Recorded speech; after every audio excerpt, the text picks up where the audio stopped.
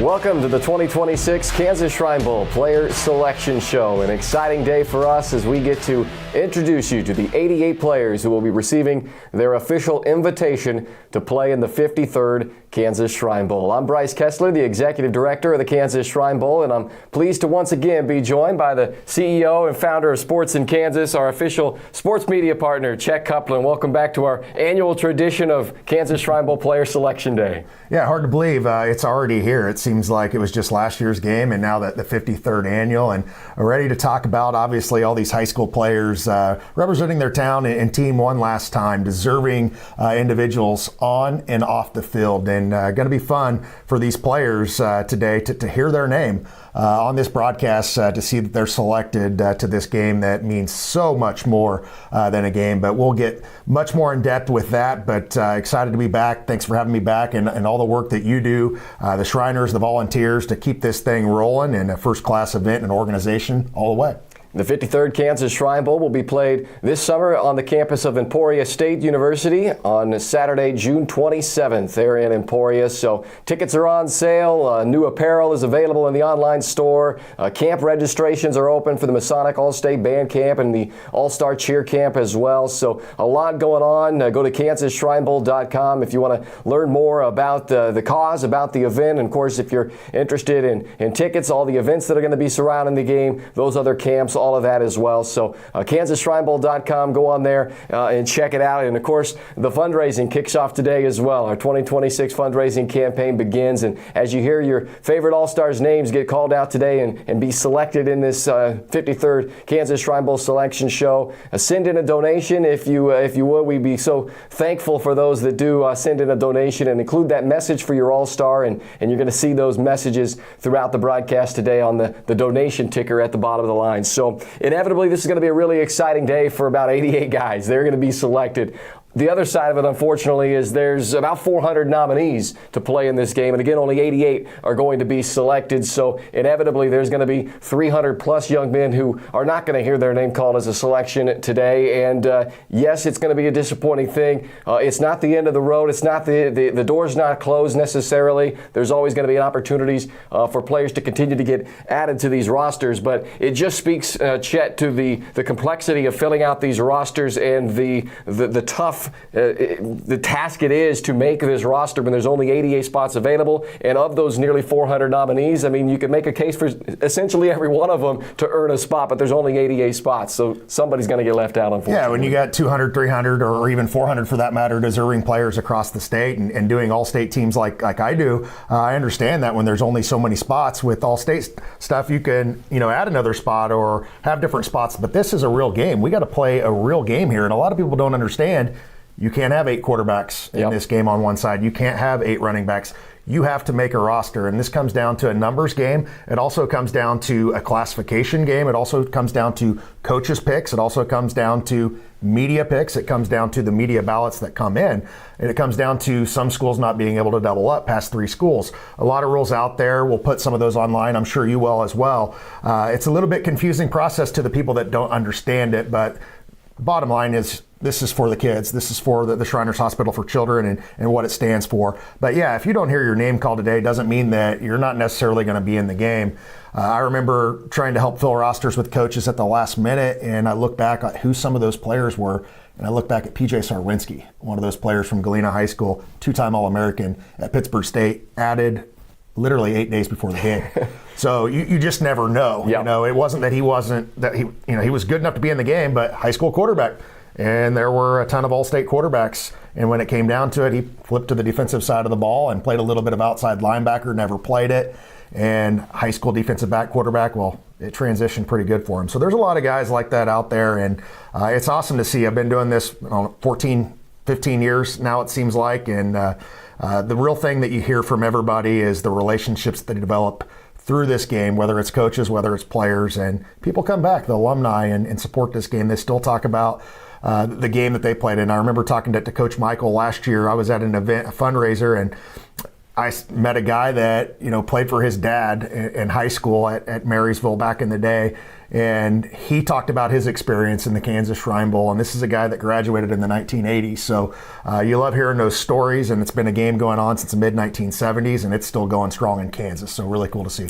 Yeah, it's already difficult enough within the logjam of talent that we talk about, but to Chet's point about some of the roster restrictions and requirements that go into making those, I mean, first and foremost, if a player knowingly can't play or won't be able to play in the game, then they don't get selected. So we always hear that a lot of times too. There are some cream of the crop talent out there that may not get their name selected in this game, and a lot of times it's because college commitments and things like that don't allow them to play in this game. So that plays a factor. When you look at the rosters, you're also going to notice there's a lot of different schools represented amongst those 44 players, and that's intentional. We do involve lots of schools from all across the state. A, there's a lot of talent all across the state. B, it helps the fundraising efforts. We want to involve many communities in this game and have people get to learn about the game and why it is more than a game and the mission behind it to support Shriners Children's Hospital. So today when we go through these selections, no school can have more than 2 players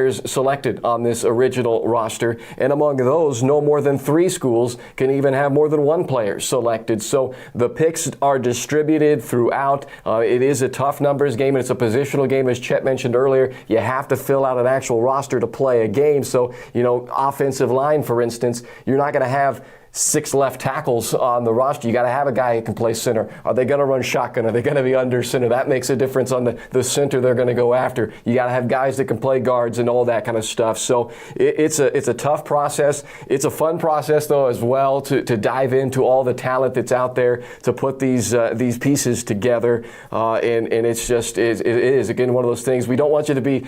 Inevitably, there will be players disappointed, but we want to celebrate the opportunity to recognize so much great talent across the state as well that makes this game. Yeah, this is not an all-state team or anything like that. As I said earlier, this is not a Sports in Kansas all-state team. This is not who I want to be in this game. I have very, very little to do with who I want in this game. Am I on the selection committee with some other fine people that do a great job of doing this? Yeah, and putting all that together. But as you said, it comes down to some coaches' picks, media picks, the media that participates in it, and you got to put together a full roster. And obviously on and off the field, that matters as well, big time in this game. So overall, I think the rosters that we're going to talk about today, I think people are going to be very, very impressed with some of the names that you're going to hear across it. And as I said, we've been doing this a long time, getting to talk about a lot of fine young men across the state of Kansas, some great coaches in this game. So excited to get to it. And the Kansas Shrine Bowl is the official fundraiser for Shriners Children's in the state of Kansas. And last year, we were able to raise $140,000 for Shriners Children's Hospital, in large part to all the participants, the family, the friends, the businesses that supported those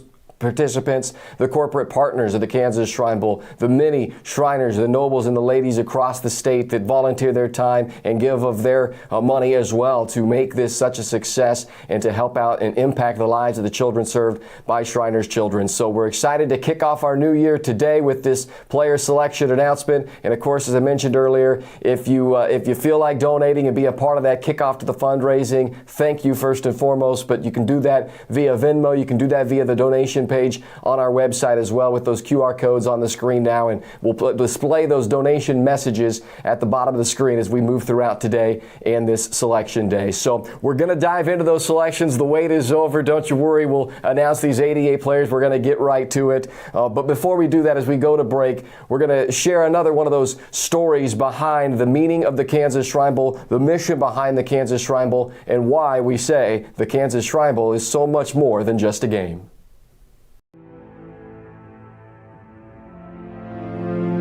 Their whole career has been about themselves. Their whole career has been about getting to college to be the best athlete they can be. This might be the first time they've taken all that they've been given and done it not for themselves. My name's Sierra Brumback, and I've been a Shriners patient since I was 11. I got to go through Shriners without having to pay $1 for any of my surgeries, my prosthetics, my FOs, my external fixators. It's just insane. That's all I can say, honestly. How do you thank somebody for saving your child and your family like that? Sierra would not be where she's at today if it hadn't been for them. It was really fun to actually be there and interact with other kids that were going through things that I went through as well. There was a lot of surgeries there, but I also had a lot of fun there too. The amputation was my 25th surgery. That's why we're doing this. You're the reason we're doing this. And the Kansas Shrine Bowl is the primary fundraiser in the state of Kansas for the Shriners Children's Hospital System. I mean, the game is fun, but that's what it's all about. Giving back to the community and helping those kids. I coached in 283 NFL games. And the Shrine Bowl, I still look back at it, that was as exciting a game as any that I ever went into as a player or a coach. It was something that will have a lasting impact on me. It really made you appreciate why we were playing the game. It wasn't just a high school all-star game. You know, it had a much bigger meaning, bringing notoriety to a very important cause. It made you feel like you were playing for a lot more than I had probably ever played for in my life. Every kid who thinks they're going to be any good at football thinks about the Kansas Shrine Bowl.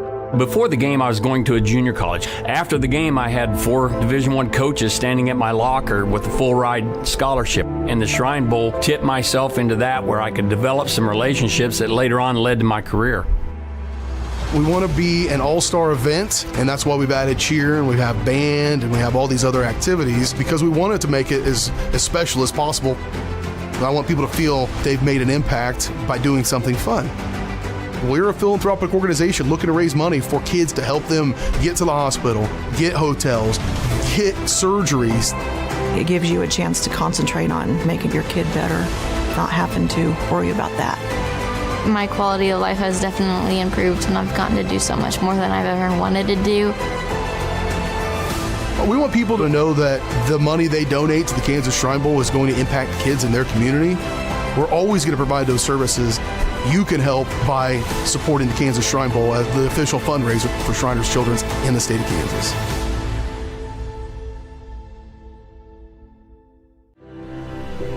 Where you find passion, you also find community.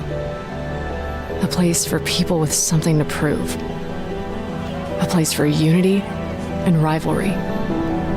For breaking barriers and shattering ceilings. How does a place like this even exist? Where do you find it? The truth is, you don't find it. You build it. Hi, I'm Dr. Jordan Willis with Ortho Kansas. Here at Newman Regional Health Medical Partners Orthopedics and Sports Medicine, we're proud to support ESU athletes, keeping them strong, healthy, and ready to compete. From injury prevention to expert care, we're here for every step of their journey. Stingers up. At Shriners Children's, we're home to the world's leading pediatric orthopedic care. Because so many life-changing advancements start here. We provide access to the best doctors and never allow your ability to pay for services to compromise the care your child needs. We're the first place to turn for the most common or complex orthopedic conditions. Home to possibility and empowering kids to achieve the extraordinary. Shriners Children's, the most amazing care anywhere. Welcome back to the 2026 Kansas Shrine Bowl Player Selection Show. Along with Chet Copeland, I'm Bryce Kessler, as we are going to get right to it. I know there's some anxious folks out there waiting to see if they're going to be announced as an official invitee to play in the 53rd Kansas Shrine Bowl. So let's get right to it. We're starting out with the West Side this year, the visitors for the 53rd Kansas Shrine Bowl, which again will be played on Saturday, June 27th at Emporia State University's Welch Stadium. And let's kick things off with a guy who returned 3 picks for touchdowns this year out of the defensive backfield from Mays High School, Brody Jarvis. Yeah, nice pickup here out of Class 6A, the AVCTL Division I League, and Coach Guzman runs a fantastic program. It keeps rolling there, and they add a nice defensive back here. Not a lot of size here, but some speed and a ball hawk, as you mentioned, so great pickup here out of Mays High School. From Hoisington High School, our next pick is a 3-phase star for the Cardinals, Taylon Morales. Yeah, it says 5'10", 170, but watching him and seeing him and our staff interviewing him, he looks much bigger than that in the pads. And this guy does a lot for this high school program. Seems like he's been around forever. Can do a lot in the special teams game, can kick it. And on top of that, he was a fantastic running back and linebacker for Coach Baird's program. A very, very consistent Class 2A program. And not only is this a kid that's a great player out of the Central Kansas League, one of the very best in Class 2A. Next up is the all-time leading rusher for the Hayes High Indians, Holden Lind. Class 5A was absolutely ridiculous this year. The WAC was really good at the top end. The Hayes High program under Coach Crow has been so good. A big reason for it has been this running back, over 2,000 yards rushing this season. Just a fantastic top 11 Sports in Kansas selection. Great pickup here out of the WAC conference. Representing the 5A state champion Salina Central Mustangs, the Max Preps Kansas Player of the Year, Cooper Reeves. Unbelievable talent, and this is his second best sport. He is going to Northern Iowa to wrestle. If you're going to fight somebody on any of these rosters, don't fight this guy. He is a 2-time state wrestling champion, soon to likely be 3. And what does he do this year? He rushes for well over 2,500 yards, leads them to a state championship this year, the 5A Player of the Year, top 11. Just a fantastic player on and off the field, and that state championship for the first time in 20 years. From Holcomb High School, marking their 10th all-time selection, lineman Matt Rosen. This is the first guy that you want off the bus at 6'3", 6'5", 315 pounds. Originally was going to Central Arkansas, now going to the Division II route. Fantastic player for Coach Teeter, a guy that played in this game, a guy that's coached in this game. Both Coach Teeters, obviously, but plays for Trey Teeter there, a young coach, and has been very consistent and has had some good linemen there with Drayton Knoll, and now obviously with Rosen in this game. So a great representative for Holcomb in this game.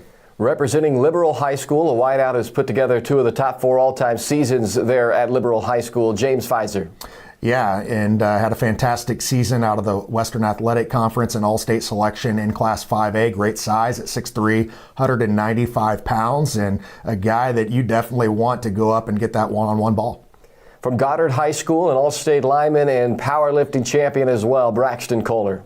Yeah, he's a great player for Tommy Beeson and all the AVCTL pick this year and all 5A picks. Some very, very talented linemen out in the Wichita area this year, and he is definitely one that fits the mold.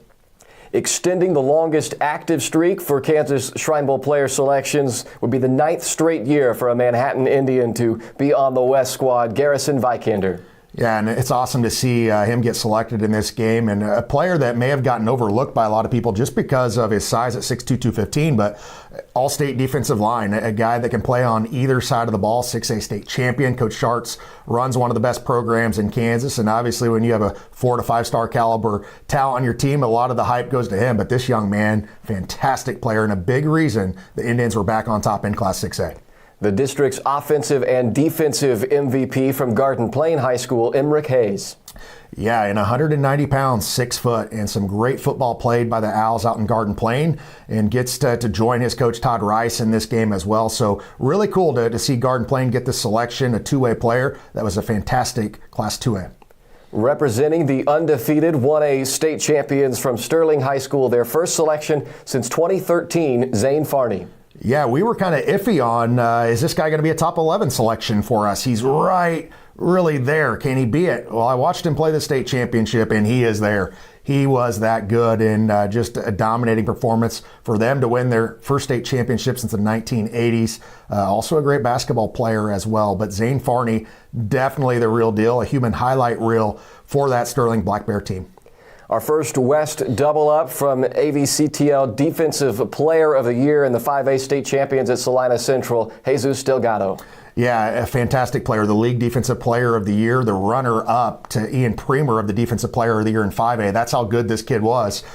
Just a really, really good player. Got to interview him over the summer at some camps and combines, and little did I know this 4-5 Salina Central team would be sitting with the state title. That's how big these seniors stepped up, and a big reason Delgado defensively. And now with 2 selections in this year's Shrine Bowl to that point. From southeast of Saline, our next player, your 2A Defensive Player of the Year, Brody Chambers. And a state wrestling champion as well, a great young man and a player that, top 11 by the, I believe, Keisha covered this year, just missed out on our top 11 team. Fantastic representative of his school, both offensive and defensive player.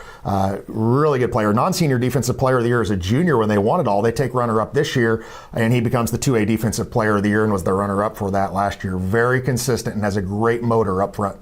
Representing Wichita East High School, it would be a second straight year for the Blue Aces to be represented. That hasn't happened since the mid-'80s, and it's all-state linebacker Pharrell Adams. 5'10", 210, does not have a lot of size, but this has been a program that's been elevated. He has close to I believe, double-digit Division I offers going to the FCS level, and really a hard hitter that does a lot for this program that I said that's been on the rise here recently. We've had some really good offensive players, but he's been one of those that have stepped up defensively over the last 2-3 years.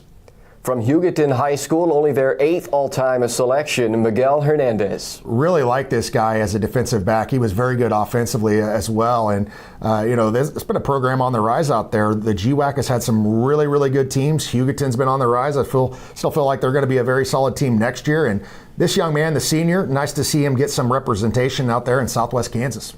A unanimous first-team All-Leaguer on both sides of the ball from Smith Center High School, Carson Montgomery. Yeah, I feel like he's got like a COVID year because we've been talking about him for a long time. And of course, Montgomery and that name at Smith Center has been a pretty good name for football over the course of time. Does not have a ton of height, but I'm telling you, up front, road grader on both sides of the ball, multiple time Class 1A All-State selection, I believe 3 years in a row. And he plays in that very tough, hard-nosed Mid-Continent League that produces year after year. And a lot of players have played in this game out of that conference, specifically from Smith Center. And just nice to see him get the notoriety that he's got for having a fantastic career.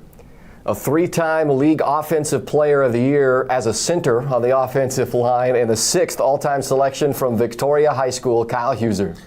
Yeah, this was a guy that was our small school lineman of the year, our defensive player of the year in the 8-man ranks of Division II this year. Can play either side better on offense than he is on defense, and he's that good on defense. And as you mentioned, that's very, very rare to be a league player of the year as an offensive player. But the thing is, you talk to his head coach, you talk to other coaches, you talk to people around the community. Not only is this a great football player, they rant and rave at how good of a young man that this guy is. And we got to meet him at our All-State event, and really, really cool to see that an 8-man player as his caliber get in the game. Not a lot of 8-man players always get in this game, but he is definitely one of the best in the state of Kansas. The all-time touchdown leader at Great Bend High School, Daxton Minton. Yeah, a player that oftentimes probably goes a little bit, overlooked because you have obviously a player that's going to Notre Dame that is a 5-star that he threw a lot to. And on top of that, the Kern brothers, but the quarterback that made this program go for Coach Beck, who's also in this game, Daxton Minton. Undersized guy, but I'm telling you, he can sling it around, he can run it, buy time. A great pickup here out of Class 5A and a multiple sport standout for the Panthers, a team that had some fantastic success over the last few seasons. Representing Heston High School, an all-state lineman who also anchors the 4x100 team for them, Ethan Coutre. Yeah, you love these guys at the small school level that don't necessarily have that 280, 290-pound size, but he's still got some good size on him and can run and physical and can play on either side of the football, and a very, very good player for Coach Bowerly and the Heston Swathers out of Class 3A. A 2-time AVCTL3 Offensive Player of the Year from Mulvane High School, Manny Myers.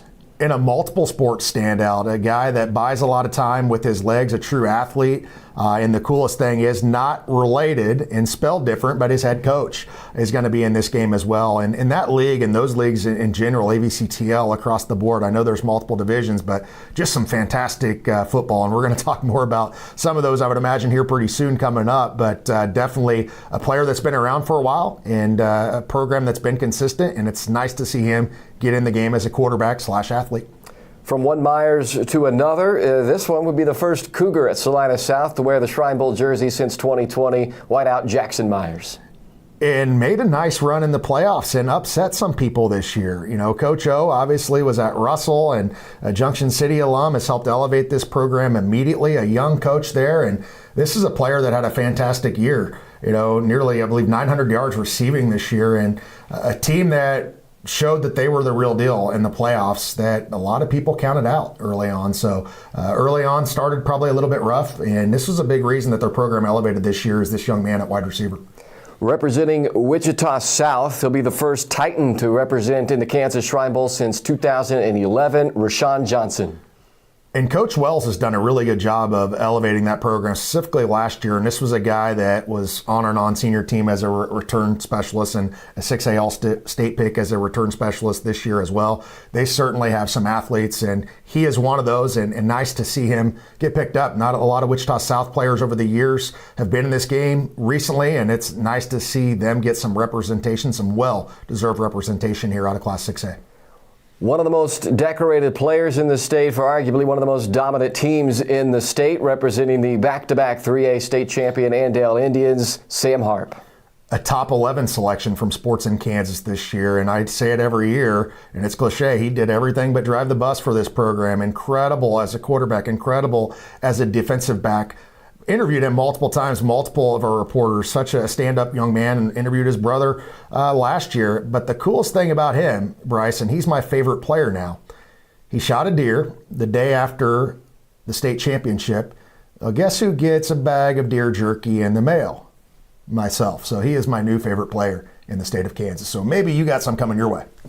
Hey, I wouldn't be opposed to that. It sounds pretty tasty. So that's halfway through the West roster. There's 22 of the 44 young men who are going to be officially invited to participate in the 53rd Kansas Shrine Bowl. We're going to take a break, step aside, and when we come back, we'll continue to count down those names that will represent the West. So halfway home, if you've heard your favorite All-Star's name called out so far and you want to send in a congratulatory message, send in anything to welcome them to the Kansas Shrine Bowl roster. If you feel so, please send in a donation via Venmo or via the website. Include that message for your All-Star, and you're going to see those messages across the donation ticker at the bottom of your screen. So plenty more to go. We're halfway home on the West. Don't go far. We'll be right back with more of the 2026 Kansas Shrine Bowl Player Selection Show.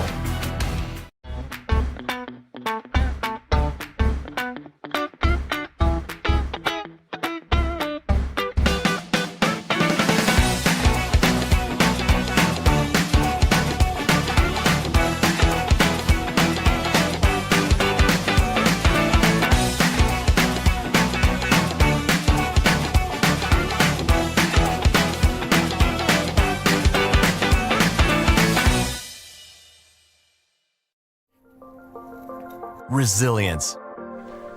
At Shriners Children's, we're leaders in pediatric sports medicine. With expertise in sprains, tears, fractures, and other sports-related injuries, we're here to deliver the best care in the business and never allow your ability to pay for services to compromise the care your child needs. Because every great comeback starts with a game plan for empowering the extraordinary. Shriners Children's, the most amazing care anywhere. Welcome back to the 2026 Kansas Shrine Bowl Player Selection Show as we get you all set for the 53rd annual Kansas Shrine Bowl coming up this summer in Emporia on Saturday, June 27th at Welch Stadium on the campus of Emporia State. I'm joined again by Chet Copeland this year as we unveil the roster selections for this year's Shrine Bowl. And if you hear your favorite All-Star called out and you want to send them a congratulatory message, you can do that via Venmo with a donation or through our website and donate with that message, and you'll see that message across the bottom of the donation ticker here as we continue to unveil the selected rosters for this year's Shrine Bowl. So we're halfway home on the West side. It's time to continue that countdown and bring it home with the final 22 players for the West squad this year. And to do that on round two, we'll kick it off with one of, if not the first guy that was added by K-State's new head coach Colin Klein to that Wildcat roster, and it's Pratt High School standout Arlie Morrell. Yeah, this kid is one of the top 3 sport athletes in the state of Kansas. He's just absolutely incredible. 4x4 state champion. And on top of that, he scored 1,100 plus points in his basketball career. Earlier this past week, he became the all-time leading scorer in the history of the Greenback program. And then he's All-State tight end, the 3A Defensive Player of the Year from Sports in Kansas. He's the punter, and he had a full-ride scholarship to go to Colorado State, only to see their head coach leave, and then has a full-ride scholarship to go to Iowa State, only to see their coach leave. Arlie's open to going wherever. Well, Colin Klein is hired at Kansas State, and he ends up getting to stay at home. So I'm glad he found a home, a deserved home, and it's awesome to see great young man on and off the field, and Coach Holting in this game as well. It'll be awesome to see Arlie in this game, and man, you talk about size and ability. Basketball and football, he's probably equal right there as being that good of an athlete in the state of Kansas. Making it now 2 selections this year from Mays High School, their playmaking machine, Brayton Maivella. This guy started out as a receiver athlete, going to Old Dominion at the next level. A quarterback transfers away. They try some other options there, and they insert this kid at quarterback and never look back. He might have been the best true quarterback in the state of Kansas, and I know we're going to talk about some other quarterbacks in today's game and guys that maybe aren't true position quarterbacks. This guy is a freak athlete in basketball, and one of the absolute best players in the entire state of Kansas. As a Sports in Kansas top 11 selection. So great to see him make the list as a double-up pick from Mays High School. Representing Colby High School, the GWAC Player of the Year, Cody Wright. Yeah, this is a guy that's put together very well, 6 foot, 190 pounds, great running back. But really his specialty is as a return man. He was a first-team All-State return man in Class 3A, and it's nice to see Northwest Kansas, the GWAC, a league that has been very good, producing top-notch talent, get another pick here in the Kansas Shrine Bowl. Continuing an outstanding run of talented players from Derby High School, Houston Bolin. Yeah, Derby has been an absolute powerhouse. Has maybe not been the team at the top, but they're always consistent contender there under Coach Clark, and this was his top defensive lineman this year and a player that was a 6A All-State selection first team. Very good player out of the AVCTL1. A sixth straight year for a selection from Junction City High School defensive end Jackson Holly. Yeah, and a player that has great size. And, of course, Coach Zimmerman has been in this game multiple times, multiple Junction City standouts this year. They had a fantastic year. And that Centennial League, for years upon years, it was, 2008, I believe, Junction City, and they hadn't had a state title forever. Well, Manhattan changed that a few years ago, and now Manhattan wins it again this year. Junction City has been in the mix of having some good teams. And on top of that, Washburn Rural has been a team that's been elevated. There's some really, really good football going on in the Centennial League, despite its breakup of having the United Kansas Conference in Centennial League and Topeka. But I'm telling you right now, some really, really good football in the Centennial League, and this is one of those players. From Garden City High School, the leading tackler in the WAC this year, and now following in his coach and dad's footsteps to the Kansas Shrine Bowl roster, Jet Price. Yeah, I wish I knew a little bit more about him. Unfortunately, I didn't, because he was a one-year player in the state of Kansas with his dad coming over, but 6'3", 230, All-State in Class 6A this year. Definitely one of the guys that passes the eye test for the Buffaloes out of Class 6A, and awesome to see father-son duo playing in the Kansas Shrine Bowl. Representing Hutchinson High School, a league defensive player of the year here as well, Jackson Anderson. Yeah, I know a lot of people out of this league really, really like this guy. As you mentioned, defensive player of the year in the league, Class 5A All-State selection. And Hutch just has tough players year after year, and this is one of those players getting into the Kansas Shrine Bowl. A state champion center for the O-line from Andover Central, Paxton McLeod. Yeah, and this is a team that last year graduated just about everybody, but still had some solid football going on there, and it's nice to see him get in this game and part of that team last year that won it all, that beat Bishop Miege, a thing that we thought never was going to happen, and now, here you have it happening multiple seasons in a row, but really good representative out of Andover Central. An all-district player on both sides of the ball and with his foot, Hutchinson Trinity's Drew DeShant. Yeah, a young man that I got to interview last year, a great multiple sport athlete, and they went neck and neck with Sterling, and they had a couple of fantastic players on this team, multiple players. The Hammersmith kid as well was a really, really good player for this team, and a program that's really elevated there out of 1A, the Celtics, and a league that is just absolutely loaded for football. The record over the years recently may not show that, but if you really evaluate and look at their schedule and who they've played and who comes out of that league, you're like, wow, there's some really, really good talent, and this kid certainly has the size and ability to play on either side of the football in this game. From Augusta High School, a big target and 1,000-yard receiver this year, Brecken Albert. 6'2", 185-pound wide receiver, and a guy that can definitely get that big play for you. And Coach Elliott, it's awesome to see this program elevated. I know there was so much excitement around that program and them making a little bit of noise and upsetting some people this year, really putting that program back on the map for the Orioles. So definitely a good pickup here out of Class 4A. A multi-position all-state talent from Beloit High School, Brody Litton. Great young man, and he's going to New Mexico at the next level. And if it's a player that is 10 years ago, his dad played at Kansas State as a walk-on. If it's a 10-year ago thing, this guy's playing in the Big 12, but we recruit the portal first. But still, he's getting a Division I FBS opportunity. And the cool thing about this young man, From us alone at Sports in Kansas, he's been, I believe, All-State tight end, All-State offensive line, and All-State defensive line over 3 seasons, 3 different positions. Still plays 2 of them, but in that need position, he's had to move back and forth from outside as a tight end to offensive line, and this is certainly a player. Beloit's had some really good linemen in this game, and Brody Litton, definitely one of those. Well, you talk about the positional versatility, and that is certainly something that adds value to a roster like this, and something that the coaches definitely pay attention to and look at when you got a guy that can fit in multiple facets in 3 different positions, All-State. Yeah, that'll be some versatility for you. Moving on to our next player representing South Central High School. He became the first ever player from South Central to play in the Shrine Bowl, Jack Hurd. And they were on top this year, and it's the first time they have won a state title since consolidation. This was Coldwater High School and Protection High School, now called South Central High School, the Timberwolves. Coach Westrup has put them on the map, and this has been a really, really good player. And he's not just a really good 8-man player. This is a really good all-classes player, 6'3.5", 210 pounds, over 600 yards receiving this year, the leader of that defense, over 100 tackles, 8-man defensive player of the year. And, oh, guess what? Earlier this week, he went over 1,000 points. And last year, he goes out for javelin for the first time, and what does he do? He throws over 190 feet and wins the state championship. This is an athlete, and Jack Hurd out of 8-man Division I state champion South Central. Continuing a strong representation from Valley Center, it's their 9th selection in the last 11 years, Roman Gage. Doesn't have a lot of height, but man, he is a bruiser up front at 5'11", 294 pounds. They started out the season having a good year and still played a battle-tested schedule, and really feel like they elevated their program. Record probably a little bit misleading to how good of a program or how far that they have come here in recent memory, but a nice pickup out of A.V. Steele. From Bishop Carroll High School, the Golden Eagles leading tackler Landon Stephen.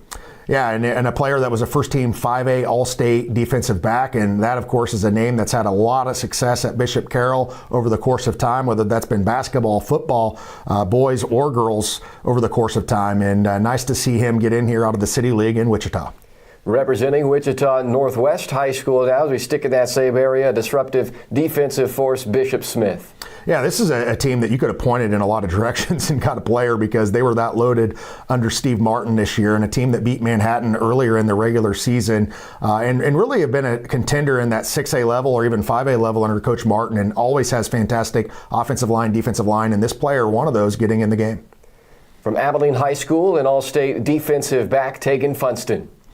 Yeah, I really like what Coach Nix has done with this program, and he's had some standout players here recently, and really have elevated the program from facilities to players to really being a team that you used to just kind of overlook, and now you can't overlook this program anymore, and he is certainly one of those players that has helped put them on the map. Representing Ellsworth High School, their 6th all-time selection, Cooper McGowan. Tight end, D-end, has great size, and a player that's been a multiple-time All-League selection and a first-team All-2A selection this year for Coach Molka. So great to see him get in here as a 2A All-State player. From Plainville High School, a 3rd straight selection for the Cardinals for just the 2nd time ever, Riddick Bethel. Yeah, a guy at 6 foot, 250 pounds, a standout obviously, and throwing and track and field as well. Plainville always has that toughness to their program, and we've seen that in this game. And we've seen players from Plainville go from the walk-on to obviously FBS level, and Jared Casey and Hayden Gillum obviously who played in this game. And it's really, really cool to see that Mid-Continent League always producing. We talked about it earlier with Smith Center. Same way with Plainville. You kind of know what you're getting when you're picking one of those guys that may not be the 6'3", 6'4" guy, but a lineman at that size. And most programs, maybe in 1A, you maybe overlook him. MCL, you don't overlook him. From the AVC TL3, their defensive MVP from Buhler High School, Jacob Miller. Yeah, kind of a hybrid guy that you could play as a linebacker or safety, great size at 6'1", 225 pounds. And Coach Warner has done a fantastic job with that program, has been in this game over the years and been with multiple programs, and just runs a great program there in Buhler, and a great representative to see Buhler get another pick here to go to the Kansas Shrine Bowl.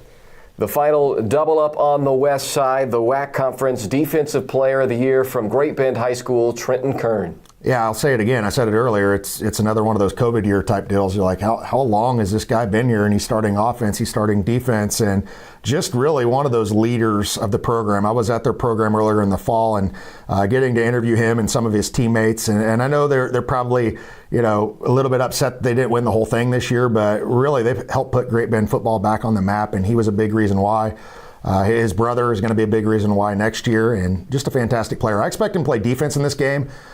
Maybe a little bit undersized at offense, but not when you're playing 5A high school football. But great representative for Great Bend, and nice to see two players from Great Bend get in this game. And just the, I believe, second time ever that Great Bend has had multiple players on the roster in a given year. And now the anchor of one of the most dominant offensive lines in the state from 4A state champion Cape and Mount Carmel, Nick Ancio. Fantastic player. I thought so highly of him, and many media members thought so highly of him that we were having a really hard time with some tiebreakers for the 4A Offensive Player of the Year.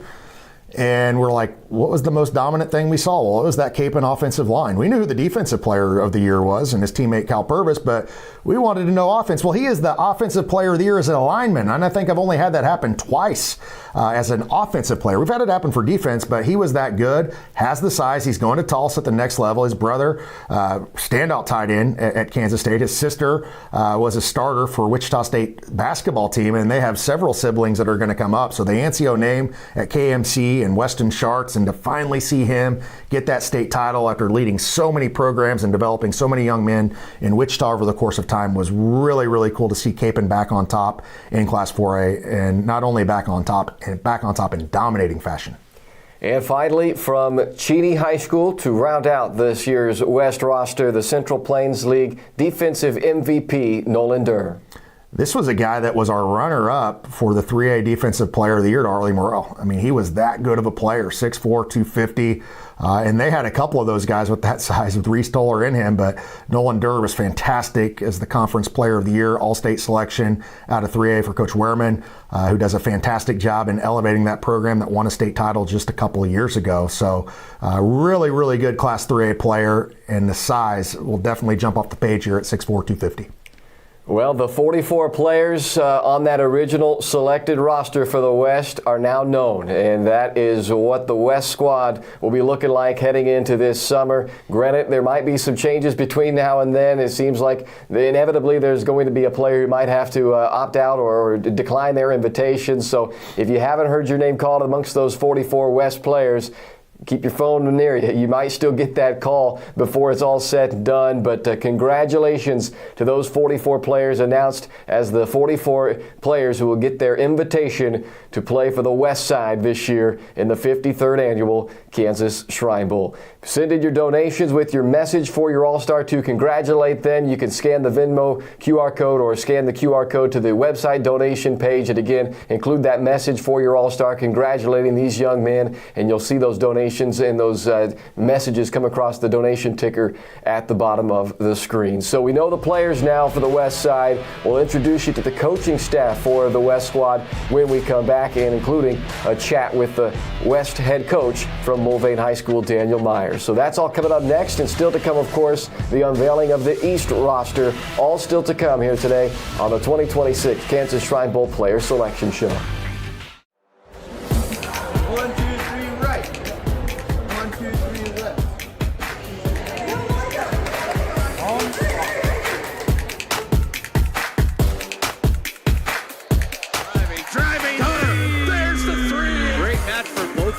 Both deserve a round of applause. No doubt about it. What an effort on both. Wow. This is a lot of fun here.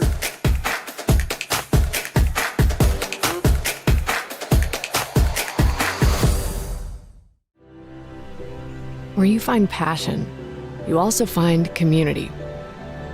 A place for people with something to prove. A place for unity and rivalry. For breaking barriers and shattering ceilings. How does a place like this even exist? Where do you find it? The truth is, you don't find it. You build it. Hi, I'm Dr. Jordan Willis with Ortho Kansas. Here at Newman Regional Health Medical Partners, Orthopedics, and Sports Medicine, we're proud to support ESU athletes, keeping them strong, healthy, and ready to compete. From injury prevention to expert care, we're here for every step of their journey. Stingers up.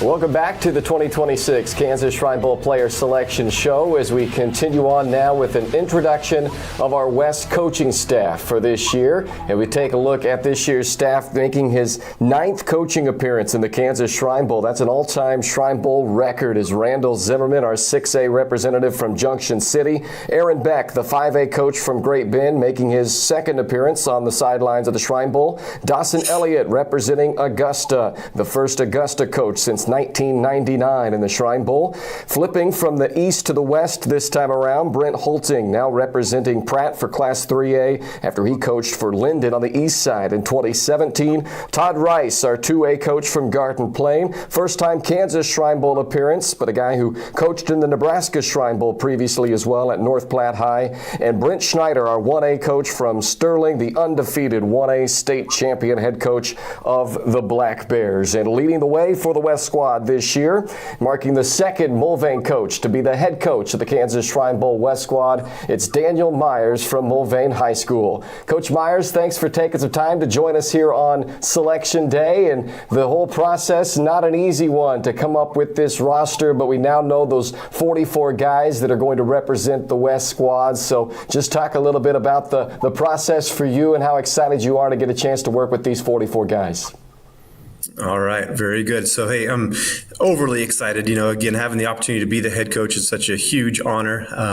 But again, it's more than about me and what's going on. It's about these kids and the Shriner Hospital. And so just so excited to have the opportunity to represent the West and do just a small part to help the Shriner Hospital and the patients and families that they help out with. But as you mentioned, this process was, kind of a grueling process. It was one of those things that I kind of was a little, nervous about, stepping into the role as the head coach and then having to fill out this roster. But the 6 assistant coaches that you just mentioned, man, the day we met to get together to start putting this roster together, we clicked. We took our time putting our roster together, and we all had great input on the players that we were going after, and just super excited to work with these 44 players and this fantastic coaching staff. Take us through the process now for you guys. As you mentioned, the coaches, you've had a chance to work each other's minds and figure out what you want to do with this squad, and now to prepare these 44 guys to learn a playbook. Ultimately you're going to have about a week, less than a week in fact, to actually practice and get them ready to play for a game when we fast forward to June. So what's that preparation like, having gone through it last year as an assistant and now being the head man this year to try to get this group to gel together and go play a football game this summer? Yeah, so it's amazing. We text almost every single day. We're already, kind of making some plans. We're putting some things in place on kind of what we'd like to do offensively and defensively. So this is a hungry group of guys. Again, extremely honored to work with them. Can't wait to really get into it with them. We talked about even at the Kansas Football Coaches Association meeting that we're going to, at the clinic that we're going to sit down and find some time to kind of X and O a little bit together and kind of just build this process of putting these players in the best position possible to go out and be successful. And again, I know it's more than about the win, and I understand that, but at the same time, we want to try to have these young men prepared in the best way possible. And again, these we're already that ball's already rolling that way. Well, Coach, congratulations for being the West head coach. I think it's awesome. And what's really cool about this is 8-man to 6A, players coming together from all levels. Speak on that and what it was like as an assistant last year to see all of that. Well, Coach Dingle last year did an amazing job, and I am trying to just, follow his footsteps on kind of how he went through this process because, I don't want to be corny. I don't want to be cheesy, but last year was like just perfect for me. It's such a rejuvenating time. Obviously working with that staff, and again, we still stay in contact with one another. And then just the kids and the hunger that they had. Coach Dingle was a phenomenal motivator. He was all about bringing the guys together. He wanted good quality guys, and we try to do that same thing. We want to make sure that we put together some top-notch character kids along with top-notch athletes, and hopefully we can mold this thing into a carbon copy of the group we had last year. And again, that'll be kind of that main goal, is finding a way for us to bond right away and come together, like you guys said, in that week's time frame. I mean, those practices go quick, and before you know it, we'll be moving over to Emporia to play in that game. And once you get to Emporia, like we did last year when we went to Dodge City, there's not a lot of practice time. So you're Sunday through that Thursday morning practice, and then it's time to get going. For most of the general public, the football game itself, that's the highlight that they think of as the highlight of the Kansas Shrine Bowl. But of course, the experience for the players, for the coaches, goes far beyond just that football game that kind of encapsulates the whole week and that experience. An opportunity to be impacted, an opportunity to impact these players. They have that opportunity with this. So what would be your message to these 44 young men now that have earned their invitation to be a part of the 2026 Kansas Shrine Bowl squad? What's your message to them about the experience to be a part of the Kansas Shrine Bowl? So, come in very humble. You're obviously, these players that were picked are the best of the best. And, but what we want them to understand is, that this is way bigger than any one of them, any one of us. It's bigger than the West squad. It's bigger than the East squad. This is a situation, the hospital experience was a very eye-opening experience, and how our kids, bonded with these individuals that spoke to us. And, kind of the take that they had on these individuals and the struggles they've been through. A lot of them came away saying, I kind of feel like a wimp complaining, running gassers or our 2-a-day practices, or the hot temperatures, with what some of these, young patients had to deal with. And so I think that kind of, brought it back to reality of, hey, yeah, the game is the game, but really the big picture is how the Shriners help these patients that are in desperate need of help. Well, Coach, thanks so much for joining us here on Selection Day. It's about 6 months away from game day, but it's going to be here faster than we know. And thank you so much for everything you guys do as a coaching staff to make this great game happen. And good luck to you in the West Side this year. Thank you. And I appreciate you guys and everything you do to put this together and all the behind the scenes stuff. Because again, I know this is not an easy task and there's a lot of moving parts. So, we appreciate what's done behind the scenes to make this happen for us as well. Yeah, no doubt about it. There is a lot of people that are a part of this, our coaches, our players, all the volunteers and everybody. So thank you, Coach Myers. And when we come back here on the Kansas Shrine Bowl Players Selection Show, we'll dive into the East Side. We know the 44 guys who will represent the West. It's time to learn who that opponent is going to be in the Kansas Shrine Bowl East squad. Those announcements start next here on the 2026 Kansas Shrine Bowl Players Selection Show.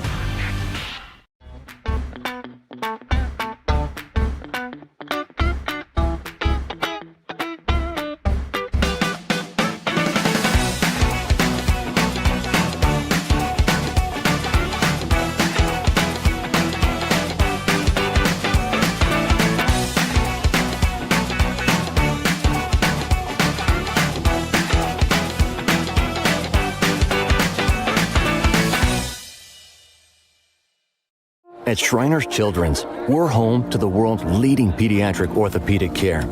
Because so many life-changing advancements start here. We provide access to the best doctors and never allow your ability to pay for services to compromise the care your child needs.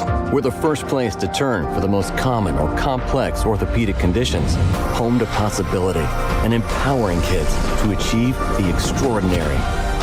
Shriners Children's, the most amazing care anywhere.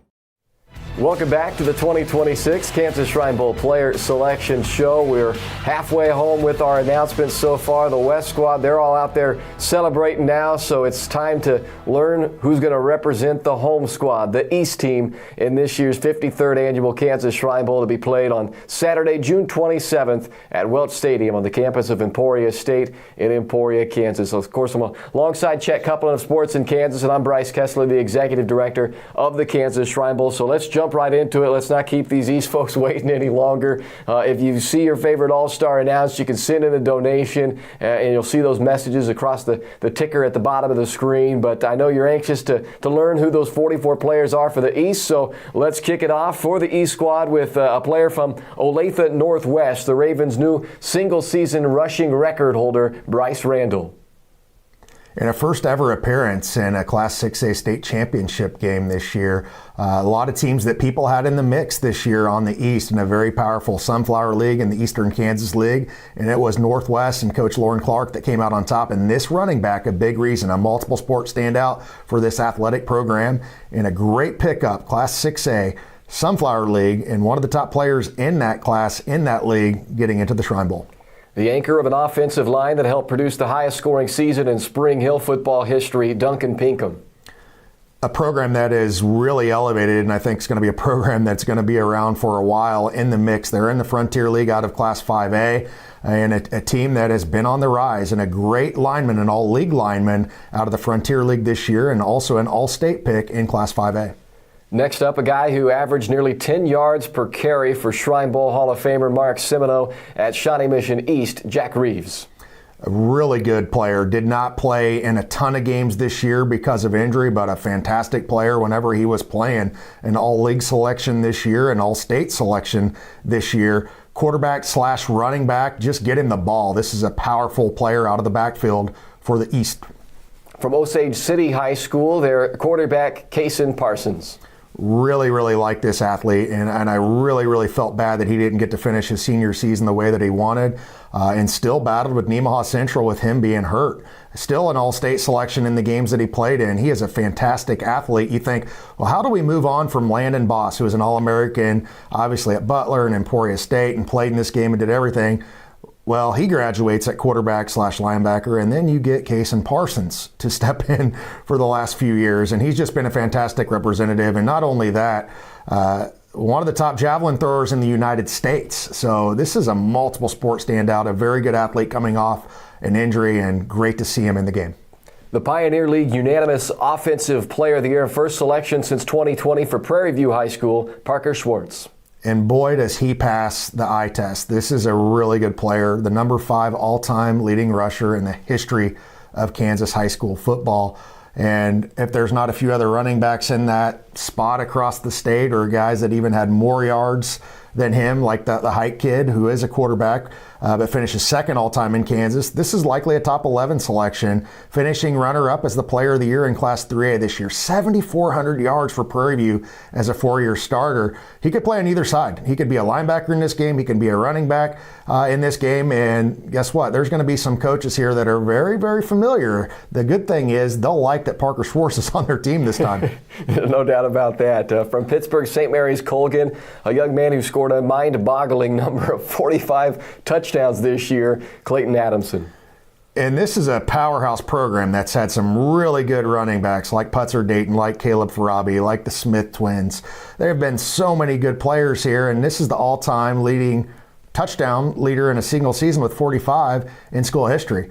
This is a small player as far as height, but I'm telling you, this kid lives in the weight room and is a self-made player, and it was unknown if he was even really going to be the running back coming into the year.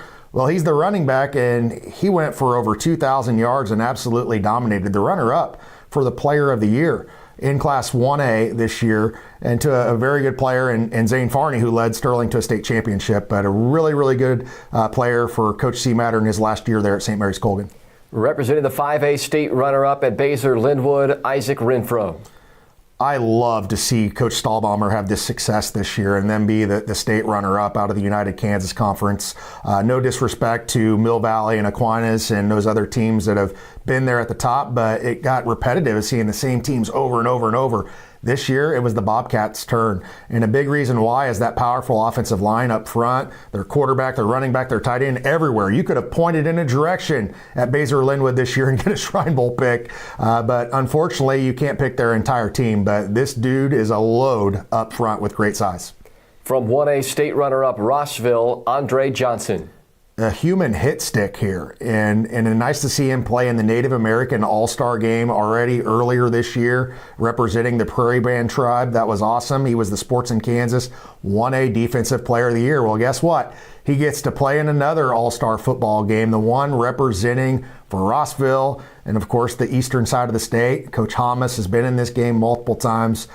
Came up short in the most thrilling game, a 1-point game in state championship, but great player out of, I almost said the Mid-East League, now the Big East League. Representing Olathe North, defensive leader for the Eagles, Kelvin Parker. First team All-State in Class 6A, a ball hawk, and a guy that was a Sunflower League All-League selection multiple times, and a program obviously that's had a ton of success over the course of time. But it's not just them that has success now. There's a lot of really, really good Olathe programs right now and a lot of good football going in across Class 6A. Just so much parity in 6A football that we really didn't know who was going to be the team this year, and we ended up, it was Olathe West out of the East. From Holton High School, another player who plays for a Shrine Bowl Hall of Famer in Brooks Barna, Cale Frazier. Yeah, Cale Frazier, an all-state player out of Class 3A, a great pickup here. And on top of that, plays in a very, very good league against 3A and 2A competition. I spoke on that and about said Mid-East League earlier. Well, the Big East League, you combine that ridiculous Big 7 league with the powerful league of the Mid-East that has the Rossville Silver Lakes of the world, and you combined it. Wow. I mean, I know some schools left out of that either got smaller or bigger, but you talk about just a ridiculous league, and you know what you're getting when you're getting a player from that league in this game. Representing Blue Valley Northwest, defensive lineman Caleb Peterson. And really cool to see because his dad made this game in the mid-1990s before going on to an All-American career at Pitt State. Ben Peterson of Clay Center, a fantastic player, an all-state pick on defense, played for Clint Ryder, who has coached in this game on both sides for Heston in Blue Valley Northwest, and his brother an all-state selection a couple of years ago that plays at New Mexico State. So just a standout football family, a little bit under the radar player, kind of in the shadows of those 3 to 5-star offensive linemen, defensive linemen that they've had over recent memory, but a really, really good selection here out of the Eastern Kansas League. Next up is the first selection since 2018 for Silver Lake High School, Dane Johnson. And this is likely his second best sport. I mean, I know Coach really likes him a lot as a football player, a standout receiver with a lot of yards. And the balls that he was catching all year were coming from a Kruger. That's a pretty good name in Silver Lake, and a freshman Kruger at that we're going to be talking about for a long time at Sports in Kansas. But this was a player, not only an all-state selection in Class 2A in a very good league, he is definitely one of the top 3A basketball players in the entire state of Kansas. From the 2A state champion Nemaha Central Thunder, the all-time touchdown king in Kansas, Carter Hike. Maybe one of my favorite families to cover all time at Sports in Kansas. And I think for the first 2 years with his brother, I was calling him Hayjack, and I was screwing up his name, but I figured that out real fast when his brother was a top 11 selection, and then he makes the Kansas Shrine Bowl and he's the player of the year. Well, then he has a younger brother at the time that's a freshman, and had Cooper not been around, I think Carter might have broke D'Angelo Evans' record because he only got about 500 yards as a freshman only. Yeah, only. And then he ends up with 7,900 yards, second all-time in Kansas, 132 touchdowns, number one all-time in Kansas over D'Angelo Evans. And keep in mind, he's a quarterback that passed for 3,000 yards. He doesn't look like a quarterback, but he is. 5'11", 195 pounds, just a flat-out stud and competitor, and I believe only lost 2 high school football games all time. That was once to Marysville as a junior and in the state championship game last year in 2024 to southeast of Saline. So this group of seniors at Nemaha Central, led by him, one of the best in Kansas history, the all-classes player of the year from Sports in Kansas, 2 losses and 3 state titles there for Coach Glatzik. Just a remarkable career and awesome to see him get in this game. I hope somebody gives him a chance at the next level. He's a really good player. Representing Pittsburgh High School, their 60th all-time selection, the most of any East school all-time at the Kansas Shrine Bowl, all-state linebacker Damaris Partee.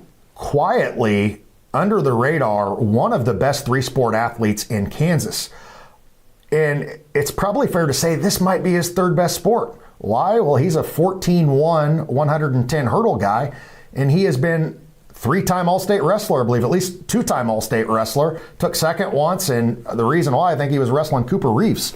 And who's going to beat Cooper Reeves out there? This is a flat-out stud player for Coach Latimer, who also played in this game in 2001, a Fort Scott native. Pittsburgh's had such a strong, storied tradition. They're independent in football, Southeast Kansas League, and other sports. But this player, Arkansas State offer at the next level, and really, really good athlete coming into this game that can play in multiple spots. I'd probably project him as a linebacker in this game. From Highland Park High School, he'd be their first player in the game since 2005, Tremaine Savage. Yeah, a really, really good player, and they've had some talented players and obviously play out of the Meadowlark Conference, and that conference has changed within Topeka with being Centennial League, so kind of under the radar at times, but they had a very successful season. This was an honorable mention All-State pick in Class 5A this year, a really good player, and nice to see the Meadowlark Conference get representation here. Representing Leavenworth High School, just their second selection in the last decade, the UKC Defensive Player of the Year, Daver McCray. I'm telling you, this is one of the best players in the entire state of Kansas, and the reason Leavenworth really elevated their program, he's a big reason why. All-State selection in Class 5A. I think that their story went a little bit under the radar. I know when we were there, our reporters interviewing them, that was such a big story on how they elevated the program this year and had a fantastic season. But so many other people were doing that in Class 5A, whether it was Salina Central, whether it was Baser Linwood, and everything got mixed up. It's like, wow, Class 5A is just absolutely ridiculous this year. But I don't want to lose track of this young man and how good of a season that Leavenworth had, and it's awesome to see him get this recognition. From Jackson Heights High School, only their fifth all-time selection, Austin Zeller. Love this kid and his size, 6'4", 220, 225, a player that I think should be more heavily recruited, but we're in that portal era. But a really, really good player, and a team that, you know, we thought had enough to be that team this year, came up just a little bit short, got to the semifinals, I believe, this year, and obviously him and his quarterback and several other talented players, really, really good season there for Coach Wick and Jackson Heights. Representing Ottawa High School, he won't have to go far to make it to camp there at Ottawa University, and All-State tight end Aiden McCullough. Yeah, talking to Coach Alexander, I know that he really, really liked this guy. And of course, when you see nominations and ballots across the state and people's idea and their input, you get to figure out more and more about these kids. And then you send reporters to these places, you get to hear about them. And this is likely his second best sport. Why? He's a 1,000-point basketball player for his dad, Coach McCullough there at Ottawa, the Cyclones, who had a fantastic year last year. So you're getting a tight end that is very athletic in this game, has some great size, being recruited, and a great pickup. Ottawa, they hit the injury bug this year. They unfortunately did. As 4A, that was a wide open area for a lot of teams to make some movement, which we'll talk about probably here in a bit with some of those selections. But Ottawa, under Walt Alexander, is really, really improved, and players like this, big reason why. From Shawnee Mission Northwest High School, a dual-threat quarterback, Trey Woodruff. Just get the ball in his hands. I mean, I know he's a run-first quarterback and can play running back, receiver, athlete, whatever it is. We had him as an athlete, and I remember people commenting on our post, he's a quarterback, why do you? I was like, well, athlete doesn't mean that it's a bad thing. It means that you're a really, really good athlete. You're still first team All-State, and obviously a perfect fit for Coach Hamas in this game. If you've known anything about Coach Hamas's quarterbacks, the name Horak obviously comes to mind, and some of the players that he has, this is a perfect fit for this offense and him at quarterback.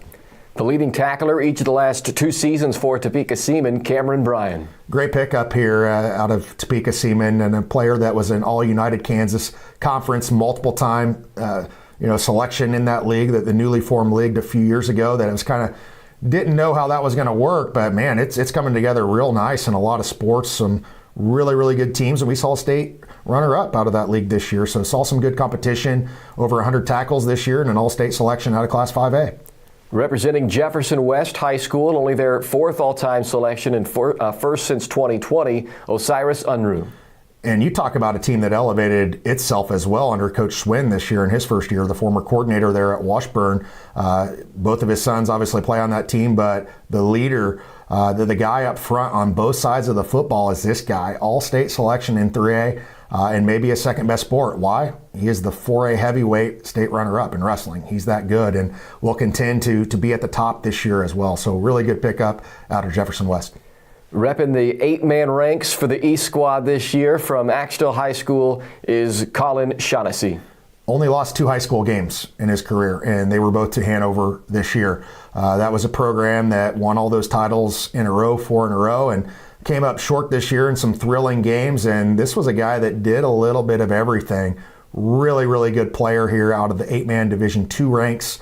Of course, some really good players over the course of time within that conference in the Twin Valley League, whether that's, talking Centralia at the 11-man level, whether that's talking Axtell, Hanover. And I know some of those get a little bit confusing on the Shrine Bowl line as some are East and West, and maybe we can get into that in a bit, but great pickup here for 8-man for Axtell.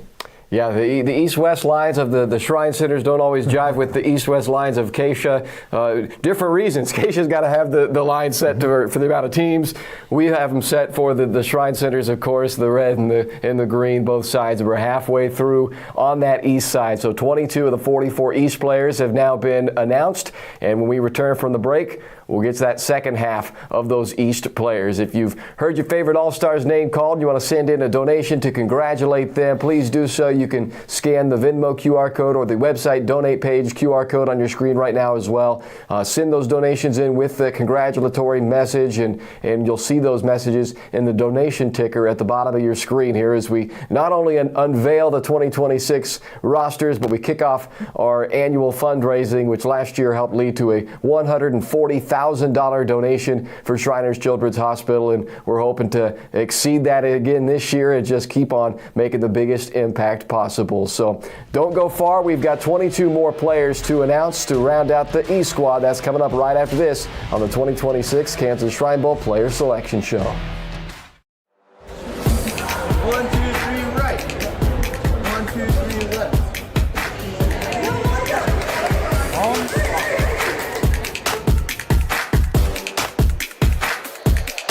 Driving. There's the 3. Great match for both ladies. They both deserve a round of applause. No doubt about it. What an effort on both. Wow. This is a lot of fun here.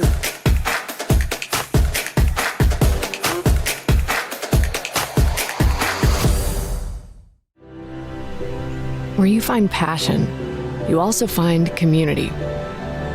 A place for people with something to prove. A place for unity and rivalry. For breaking barriers and shattering ceilings. How does a place like this even exist? Where do you find it? The truth is, you don't find it. You build it.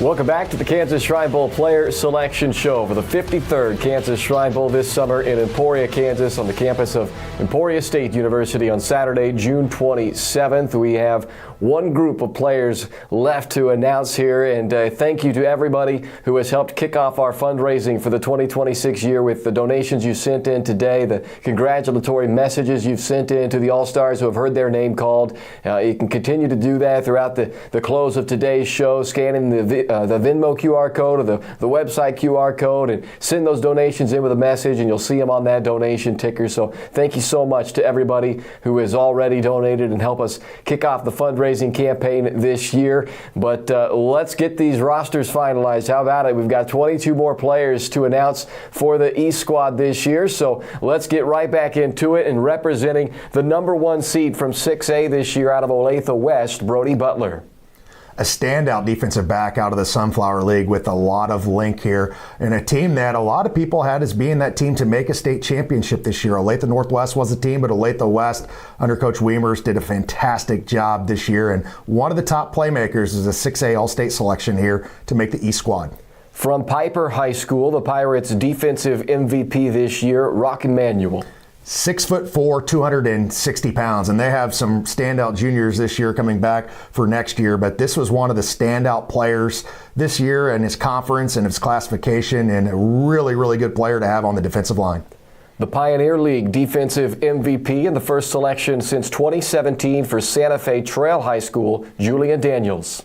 one of the absolute most explosive athletes in this state, and kind of came out of nowhere last year. I saw him throwing the shot put and just launching it. And of course, Coach Slade, who had a lot of success at Rose Hill and a state championship there and some success at campus, and now the head coach there elevating them. And a big reason, this player, specifically on the defensive side of the football, and he's got some playmakers back over the next couple seasons as well. But great player here in an all-state selection out of Class 3A this year, and really helping elevate SFT. Representing St. Thomas Aquinas, the EKL Defensive Player of the Year, Kalen Curtis.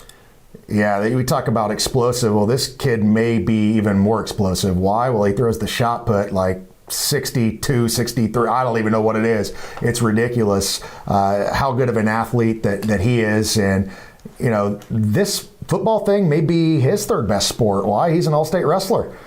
He's one of the top, not only one of the top track and field athletes in the state, I'm talking in the country.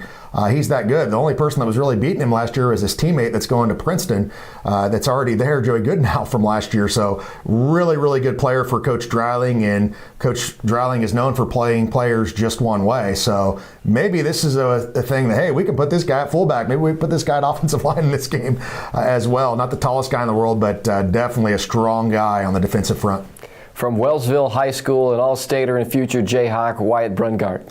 Yeah, going to KU as a PWO at the next level, and really cool that he's getting to play for his head coach in this final game, representing a program that's been very, very consistent here recently in Class 3A and even some years in Class 2A, and a lot of athletic success here recently. We saw a basketball title just a couple of years ago, but really good player out of Class 3A and an all-state selection out of the Pioneer League. Our first East double up now from 5A state runner-up Baser Linwood. It would be their first ever dual selection for the Bobcats. Nash Morrison. Can we pick like 8 players from this team? I mean, they had, you start to look at it, and I know a lot of the previews and everything coming out this year, and you're listing top returning players, like, wow, they got a lot of returning players, but still in the back of your mind, you're thinking Mill Valley, Aquinas. Who's it going to be? Well, it was neither one of those teams. It was this team. Big reason why is a player like this, 6'5", 200 pounds, can run and has a ton of length at a receiver position. Could have went a lot of ways with your 2 picks from Baser Linwood, but regardless of how you went, you're getting representation here for Coach Stahlbaumer in the best season in school history, a program that's been knocking on the door for so long to finally get to that title game. I know it was state runner-up that didn't win it all, but that just shows that, hey, we can get here and build upon that. And this group of seniors, huge reason why. Representing the 3A state runner-up from Hayden Catholic, Cade Mitchell. Yeah, a player that can do a little bit of everything. Seen him at some camps and combines over the course of time, and just an athlete on both sides of the football, a guy that Coach Arnold relied on heavily. Any other year that there's not an Andale team here, this is a state championship team. I'm telling you right now, they beat a semifinal team in St. Michael, the Archangel, out of Missouri. They blasted them. They blasted about everybody they played this year. They were that good. But Andale was just that much better than everybody in Class 3A, and maybe a top 5 team in all classes. That might make some people mad, but hey, I see a lot of teams out there. But back to Hayden and this player. This guy can do a lot of things for you. Really, really good pickup here out of Class 3A, state runner-up. 3 consecutive seasons, I believe? From Mill Valley High School, he'd be the 6th straight year for a Jaguar to be represented, Hayden Heller. Yeah, you know what you're getting in a program guy from Coach Appleby there. And obviously, fell a little bit short of getting to where they wanted to be and all the state titles that they have, but one of the most consistent programs. Now they'll go up to 6A in the future. So the last year of Class 5A for them, and an all-state pick here in 5A to get into the Kansas Shrine Bowl. Representing the 4A state runner-up at Bishop Miege, Devin Davis. Yeah, first team all-state selection in Class 4A, and this is always a misleading thing for this program because they have sometimes a losing record whenever they go into the playoffs of Class 4A because they don't play any Class 4A teams. In back-to-back years of runner-up finishes, losing to Andover Central, then Capon this year, but a big reason that they still push through to get to that state title game is the defense led by this guy up front. So great pickup for Coach Holmes, who's had some really good players here on both sides of the ball. From Chanute High School, dominant lineman Brady Alonzo. Yeah, I know, Coach really liked this player offensively and really a player that can play on either side, and a program that has been very, very consistent out of the Southeast Kansas League, the Blue Comets, and all-state selection in 4A. So really good, nice addition here as a lineman. Sticking on that offensive line and representing Atchison High School, Brody Barnes. Yeah, great size up front and out of the Meadowlark Conference. So we're going to get another selection out of this conference, and that may be rare in some years to get that. So really cool to see them get a pickup here, and a great 4A All-State selection up front, and a program that obviously has had a little bit of success and had some good records over the course of time. And this guy's been good up front for the last couple of years. From St. James Academy, 1,000-plus yard receiver this year, Alec Jett. Yeah, and a program that was still a contender there and knocked off Mill Valley this year. And a fantastic wide receiver play, fantastic quarterback play, fantastic offensive line play, and really always have those go-to playmakers there on the outside. And this wide receiver, definitely one of those, a go-to guy, and a nice addition here is a guy that can line up as a slaughter, line up on the outside as well. Representing Gardner-Edgerton High School, a two-time state champion center, Parker Olson. Yeah, a road grader up front. You know what you're getting with a Jesse Owen, coach player up front, physical, and a team that has had a ton of really, really good athletes, but just known for paving the way of these 1,500 to 2,800 yard rushers, and he was a big reason why some of their runs here that they've had here recently obviously came up a little bit short, but still back-to-back titles and 3 appearances in a row while he was in high school, and came up just a little bit short in the playoffs this year out of Class 6A. Doubling down now on St. Thomas Aquinas, a player that Coach Dreiling says the only freshman he's ever started on offense for the Saints, Stephen Carroll. He was our offensive lineman of the year in the state of Kansas as a junior, and just edged out by Caden Snyder, who led, obviously, Salina Central to a state championship this year. 2-time top 11 selection, headed to Central Arkansas at the FCS level. And you may think, well, if he's that good, why is he going to FCS? Well, he's about 6'1". That's why. If he was 6'3" or 6'4", I'm telling you, anywhere in the country. And this is an absolute stud in the weight room. His dad played at Louisville back in the day, a standout football player for them. And on top of that, he's had multiple All-State brothers that have went on to Division I, whether that's North Dakota for football or wrestling at Northern Illinois. And one of the best linemen Randy Dreiling's ever had. And he's had some really, really good ones at Hutchinson and St. Thomas Aquinas.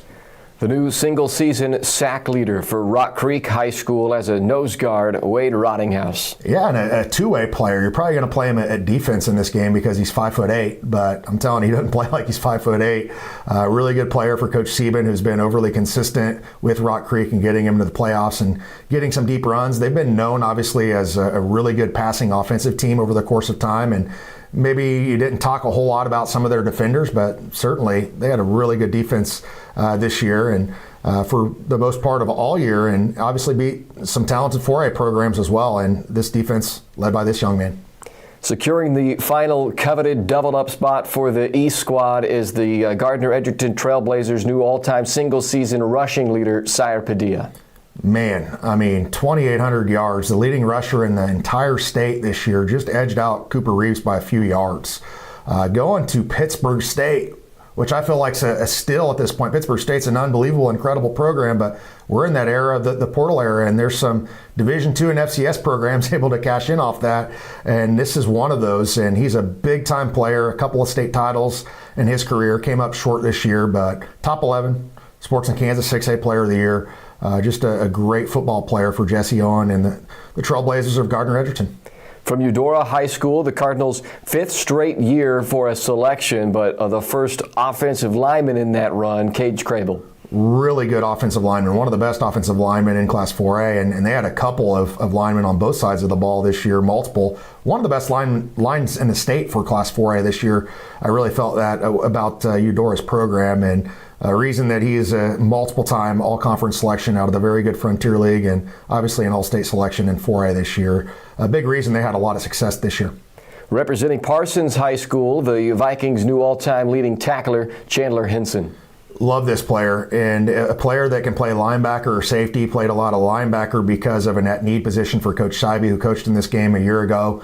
And this was a player that just lit up the rushing totals this year. Hurt, later on in the season, but still just had a fantastic year. And I'm so glad that he got in this game because I really felt like he was one of the top players in 3A this year. And the cool thing with him, his brother for Labette County, Caleb Henson, played in the game a few years ago. So he's obviously at the rival Parsons, but nearby there, Labette County, and cool to see a couple of brothers get in the game. Well, they're on the same team now, the east side of the Kansas Shrine Bowl roster. From KC, Washington, he's the first KCK school quarterback to rush and pass for over 1,000 yards in the same season, Savion Stone.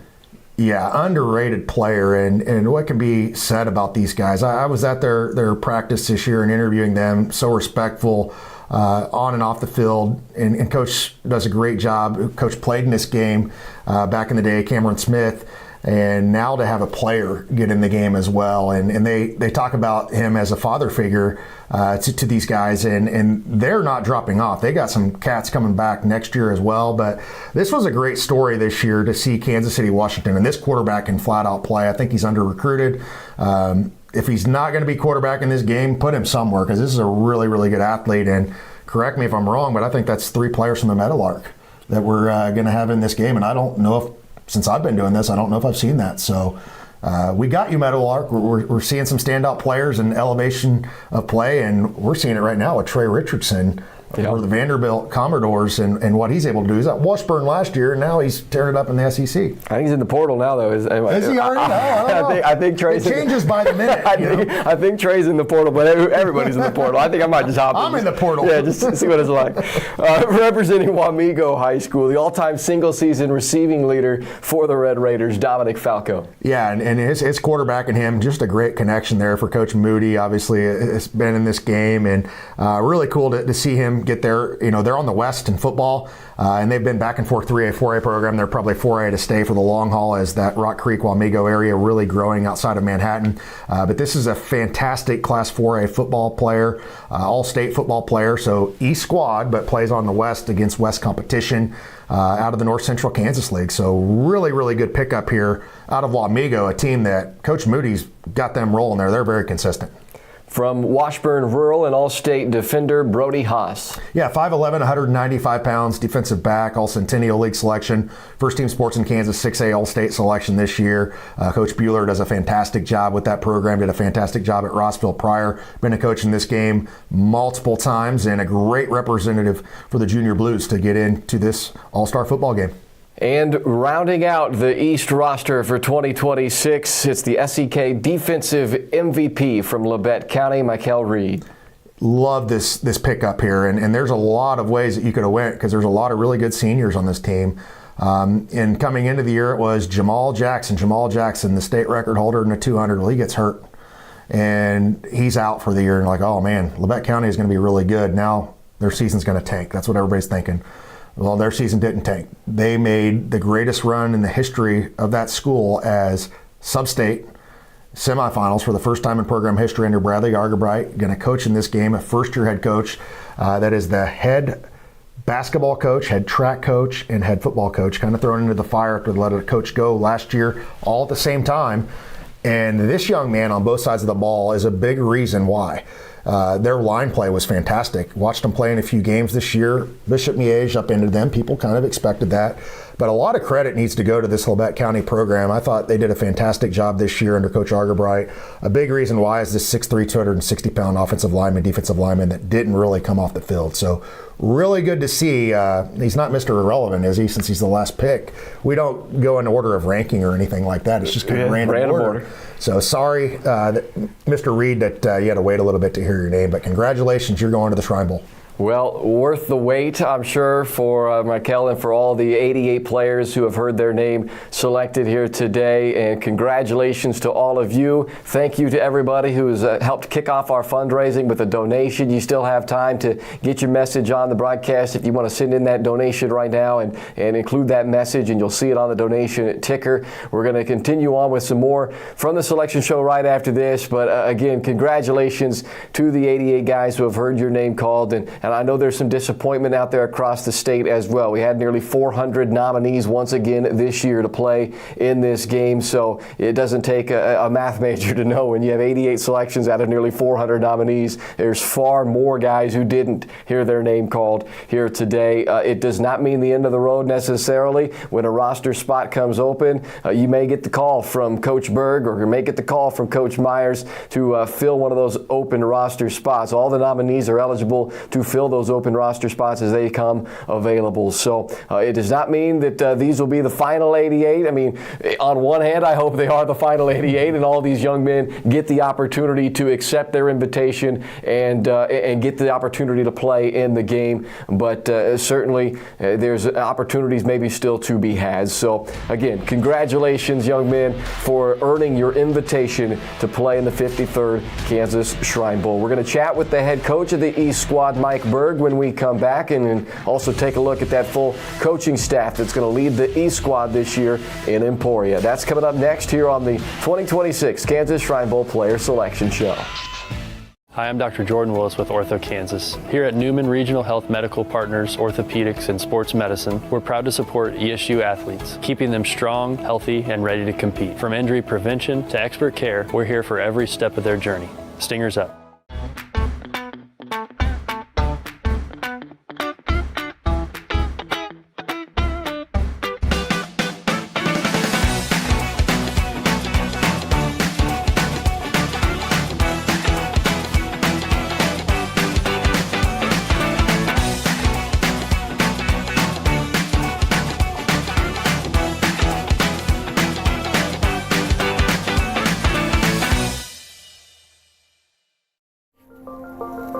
Resilience. At Shriners Children's, we're leaders in pediatric sports medicine. With expertise in sprains, tears, fractures, and other sports-related injuries, we're here to deliver the best care in the business and never allow your ability to pay for services to compromise the care your child needs. Because every great comeback starts with a game plan for empowering the extraordinary. Shriners Children's, the most amazing care anywhere. Welcome back to the 2026 Kansas Shrine Bowl Player Selection Show, as we now have unveiled those 44 young men that will represent the East Squad in this year's 53rd Kansas Shrine Bowl. And don't forget to send in those donations if you want to send a congratulatory message to the players that have been selected today and help us kick off our 2026 fundraising campaign. Now let's introduce you to the 2026 East coaching staff for the Kansas Shrine Bowl. The 6A representative is Kurt Webster from Shawnee Mission Northwest. First Shawnee Mission Northwest coach since 1984 in the Kansas Shrine Bowl. Rod Stahlbummer, the 5A representative from Baszler-Linwood, a Shrine Bowl veteran. He's coached 6 times now in the Shrine Bowl. This will be his 6th time, including 2 head coaching stints. Making his first Shrine Bowl appearance and the first ever Labette County coach to coach in the Shrine Bowl, Bradley Argabright represents Class 4A. Changing out his green for his red this time around after coaching twice for the West at Rose Hill. Now on the east side from Santa Fe Trail, Greg Slade, the 3A coach this year for the East. The only coach to represent Osage City in the Shrine Bowl, doing it for a 2nd time now, is Andrew Gantenbein, a 2A coach. And our 1A coach from Rossville is one of just 29 guys all time to both play and coach in the Kansas Shrine Bowl, now making his 4th coaching appearance. That's Derek Hamas. And finally, leading the East this year, becoming the first Wellsville coach to be named the head coach of the Kansas Shrine Bowl. It's head coach Mike Berg, our 2026 East head coach. And we welcome Coach Berg onto the show now. Coach, thanks for joining us here on Selection Day, and congratulations on being the 2026 East head coach. And now we know our 44 players that you're going to lead into Emporia this summer. So what do you make of the roster that you guys have been able to put together for this year? Well, thank you for the congratulations. I'm honored and humbled to be able to be the head coach for the East, and we're just real excited to get started.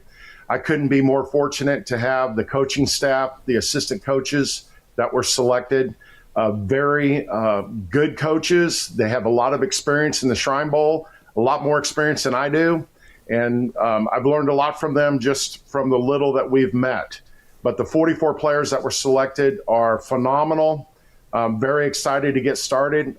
I wish it, started next week instead of in June, but we'll get to know the guys better, reach out to them, congratulate them, and, get to know more about them. But we're real excited. We've got some size on our team. We've got some speed, some very good athletes, and just some tough players. I haven't watched this much film in a long time, and to see the 6A guys and the 1A guys, being able to blend them together, it's going to be exciting. Yeah, obviously working with this much talent is a lot of fun, but it's also a challenge to bring all these different backgrounds together and different schemes that they're used to playing. And you mentioned watching all the film to figure out strengths and all of that. What lessons did you maybe learn from last year coaching, of course, with the East a year ago, being an assistant on the staff, about that preparation process and just taking all that and having a very finite time of really less than a week, really, of practice to be able to piece it all together? What do you take from last year's experience that you hope to bring to the table as the head man this year? Last year was so much fun. Coach Michael did an amazing job. He was so organized. And that's the main thing I learned from him. I have to be organized. I've got to make sure that we know what we're doing when we get on campus in Ottawa University, and make sure everybody knows the playbook and get our players in the right positions. That's the main thing. And we have to be prepared for anything and everything.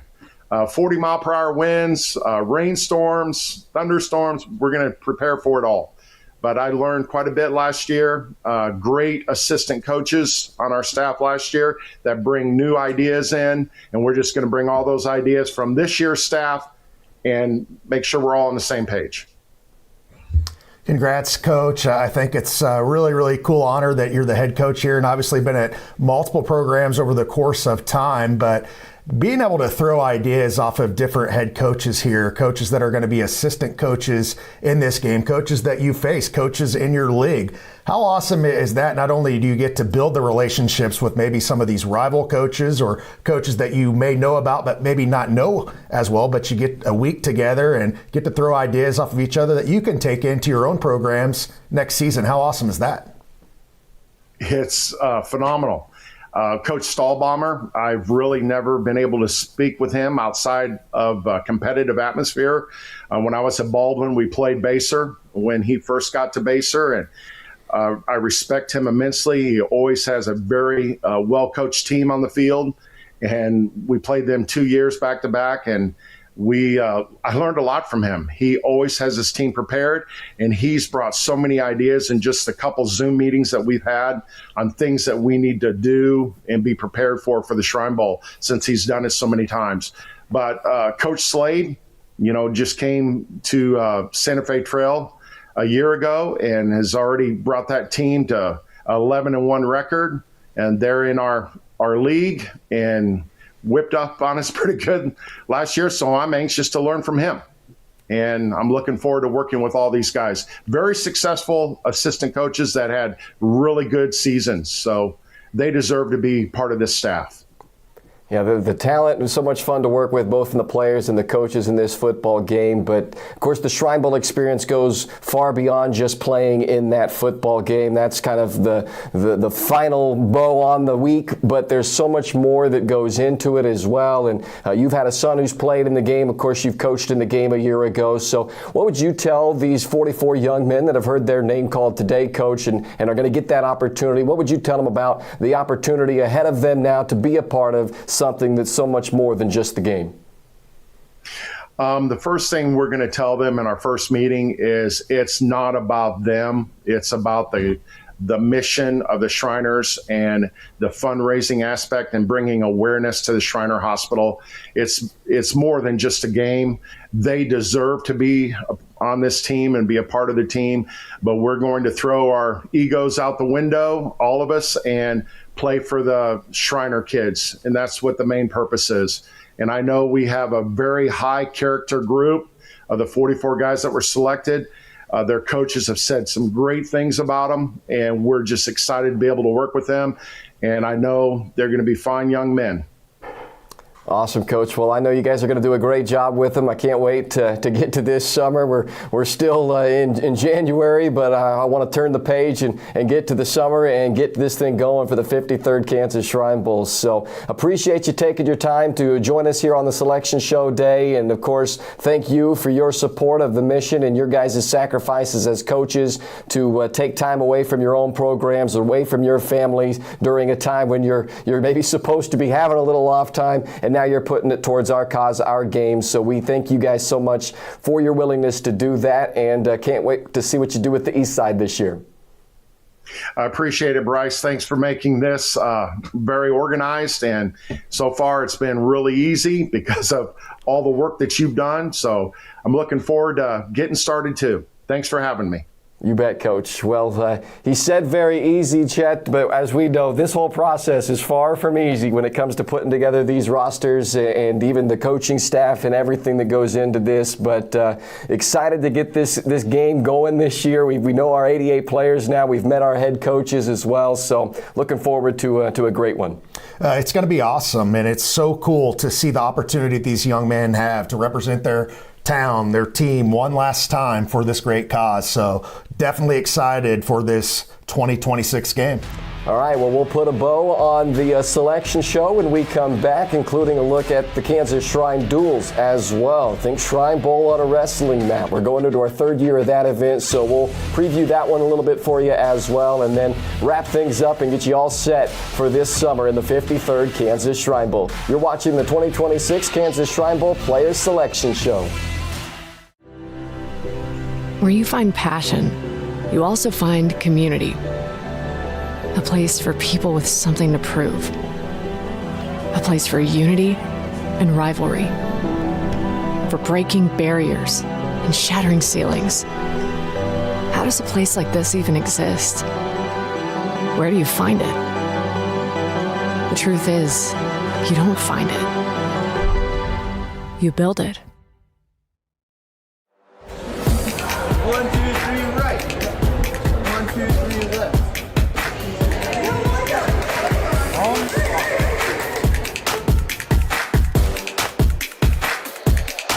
Driving home. There's the 3. Great match for both ladies. They both deserve a round of applause. No doubt about it. What an effort on both. Wow. This is a lot of fun here.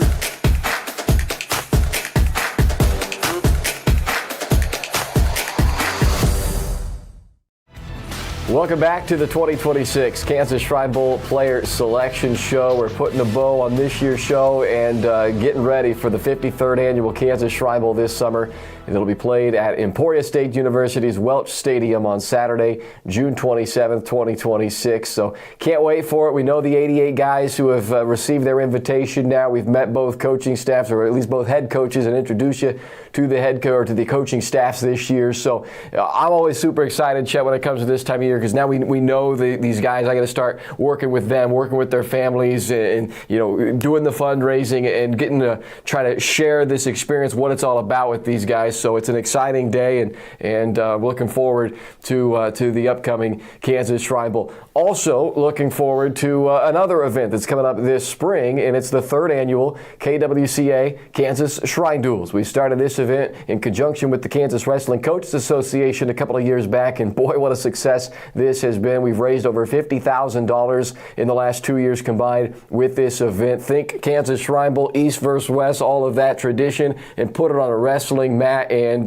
get some of the best wrestlers from across the state. It's a tremendous event. If you haven't experienced it yet, I invite you to come out and join us for the 3rd annual event this coming March on Saturday, March 28th at Fugate Gymnasium on the campus of Newman University. You can learn more about the event. You can watch a recap from last year's event as well at kansasshrineduels.com. You can also get your tickets. They're on sale for that event. You can support that event with advertisements and sponsorships, of course, as well. But that's coming up this March on Saturday, March 28th at Newman University. So I invite you to come out and be a part of that with us as well. Wrestlers, if you happen to be listening, you're a friend or a family of a wrestler, have them go on to kansasshrineduels.com as well and submit their application to be selected. It's a little bit different process because of timelines. It happens, 4 weeks after the season ends at the state championships. So unlike football where we have a 5-6 month lead up to the time from selection to the event, this happens pretty rapid fire. But so you submit your application, get on the radar of the KWCA that let them know, you want to be a part of that. And those selections will happen right after the state championships this year. So again, kansasshrineduels.com to learn more about that event. Other thing I'll mention before we wrap things up, how does Chinese sound tomorrow to you, Chet? If you've looked at me, Chinese probably sounds pretty good. Chinese sounds good all the time. Why are you buying? Well, I might actually tomorrow. So Panda Express has pledged 28% of all sales nationwide tomorrow to be supportive of the Kansas Shrine Bowl. Granted, you have to use the code, so we don't just get 28% of everybody who goes to Panda Express tomorrow, but if you use the promo code, it's up on the screen right now. You can use that promo code on online orders or via the app, the Panda Express app, and 28% of your order will be donated back by Panda Express to the Kansas Shrine Bowl. So celebrate Selection Day with a little Chinese tomorrow. There's one in Emporia. Panda Express. Yeah, so they're all over, right? So go out and enjoy some Panda Express in celebration of the 88 players who have been selected today to be a part of the 53rd annual Kansas Shrine Bowl. Final thought or two from you, Chet, as we wrap things up here today on the Selection Show. Well, I think it's awesome to see all these players get their names. You know, it used to be maybe a PDF or a release on a website, and that's cool. That's fine. But, you know, I see the excitement, you know, when we do our all-state list and we invite people to our event and how excited people get, and then anxiously waiting to see your name scroll across or to see us talk about those athletes. And it's a numbers game. It's very, very difficult, obviously, for players to get selected in this game with all the rules and everything, you know, that goes into it. But just know that, you know, you're playing for much more than yourself in this game and what it stands for, and it's going to change your life. And you can only play high school football once, and this is a last chance for any of these kids to ever play high school football again. So one last time representing your town, your team, and for some of these kids getting to play with their coach one last time, or a teammate or a rival to get to be on the same team at the same time. And just a fantastic thing to be a part of. I think I've been a part of this since 2013 and appreciate all that you do and all the Shriners, all the volunteers. Appreciate, you know, Mike Nelson and Michael Quaid putting this together for us every year and doing this selection show. Do a fantastic job with it. A lot goes into this of just thinking it's a football game in the summer in Emporia, which is a fantastic host, by the way. I've been to multiple Shrine Bowl games there over the course of time. They were our host for Sports in Kansas in the past for all state events, where we kind of move that around to different places and do a fantastic job. Guys like Don Wiest and company that work there, and all the administrators that put this on. I know they truly roll out the red carpet for you, and this is going to be a once-in-a-lifetime experience. Twice in a lifetime for some of these coaches, but for these players to play in this game, it's going to be really, really cool. And I know that you don't only take donations, you're looking for volunteers, you're looking for people to help out, to spread the word. You know, this is not just about raising money, this is about spreading awareness for this as well. And there's a lot of things that we can do out there as individuals, regardless of what you donate, just to spread the word of this great thing and any kind of support that you can do. And the more and more that I'm a part of this, you know, at first I thought, as I said every year, and I say it every year, if you've not watched this, you're probably getting sick of hearing the same story, but it's so much more in the game. And I realized that I thought at first, I'm just getting invited to Emporia and picking teams in 2013. That's awesome, and that's what I do at Sports in Kansas. And it's not me necessarily picking teams, so don't email me.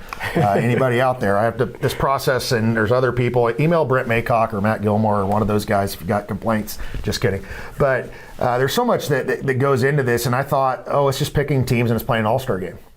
And over the course of time, you have people that come up to you and be like, hey, you made that donation out there, and that helped pay for my visit. And I've had 2 or 3 of those things happen. Whether I'm presenting at a school, and a kid in a walker one year came up to me at South Central and said, because of your donation, my care is free. And I was like blown. I'm not an emotional person, and I've told that story multiple times, but that blew me away. And that was, 7 or 8 years ago. And since that happened, things like that have happened multiple times in a row, whether it's, Eli Peterson, or I've gotten to know his family, whether it's the young man from Ellis when I'm speaking there and getting to know him. You meet these people and you get to know their families and what this provides for them. It means so much to them. And it makes really, football and everything secondary, that these larger than life giants that are high school all-stars, that are big time names, that they can do this for these kids.